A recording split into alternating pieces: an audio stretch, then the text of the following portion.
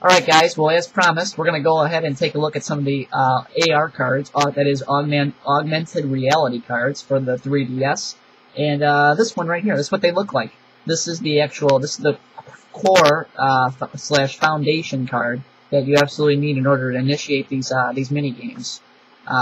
So it's a really neat application that the 3DS introduced. It's a totally new concept into the gaming world, revolutionary.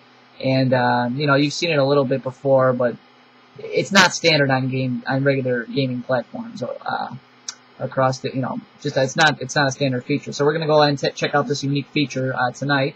Anyway, this is the one I need to start, but they also included other cards. They included Mario, that robot guy from Metroid Prime, and I'm probably gonna get some comments saying, "How do you not know who that is?" Well, I don't know who it is, so there. Pikmin from GameCube, Kirby. We all know who Kirby is. And Link from Legend of Zelda. So those are the characters that they've included. I believe it's a total of 6 AR cards. So anyway, without further ado, let's go ahead and just take a look here at how this feature actually works. Okay, hopefully I positioned the camera. Alright. Alright, now first, zoom you guys in a little bit here. Okay, yeah, here's the DS. Hopefully you can see that. It's pointing at my awesome Blackhawks pennant. Right now, that's the camera. That's what my camera's focused on. But no, we don't want that. We want to be focused on the card. Okay, yeah, you should be able to see that. Okay, out in the distance there, out yonder. Okay, so what I'm going to do is...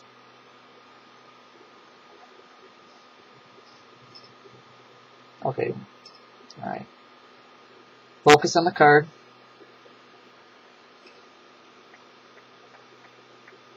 I have to make sure that there's enough light on it, so maybe adjust the lamp over here so there's a little bit more light.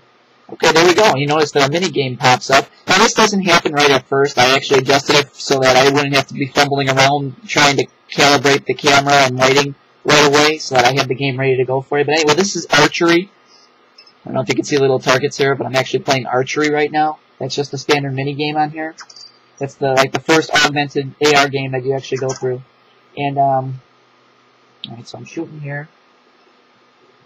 And you have to maintain a certain distance. That gets annoying after a while. But the games themselves are really fun. And you can actually walk around the card. You don't have to be in one space, which is really cool. So you don't have to be in the same spot the whole time.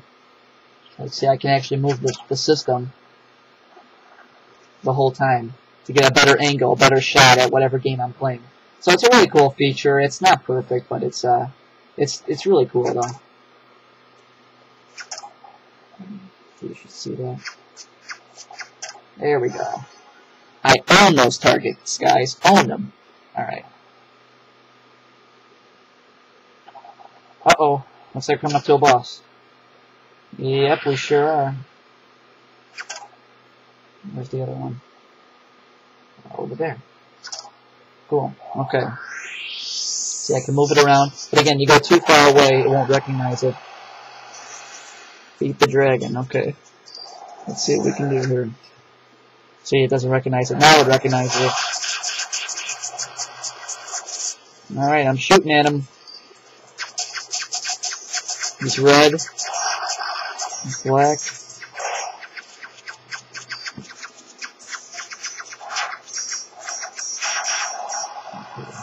Gotta get a better angle on this guy. 3 left.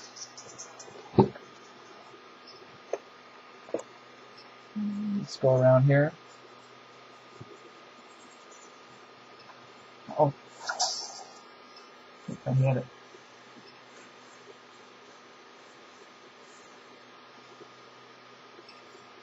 Sometimes you're going to have to adjust the card just so that the camera sees it. It's not a big deal. Just take a second or two to adjust the card.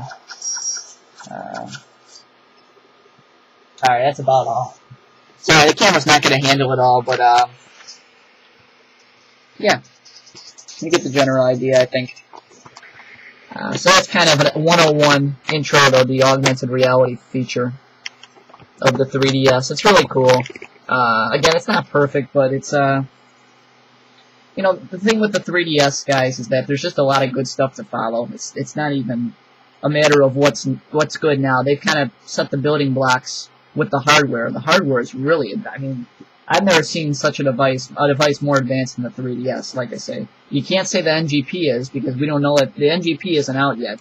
I know the specs of the NGP look really impressive, and, you know, I'm sure maybe that'll be a little bit better, but in terms of the actual display screen, I've never seen anything like this in my life. I've never even heard of it, so, you know, up until I got it, you know, a couple of days ago.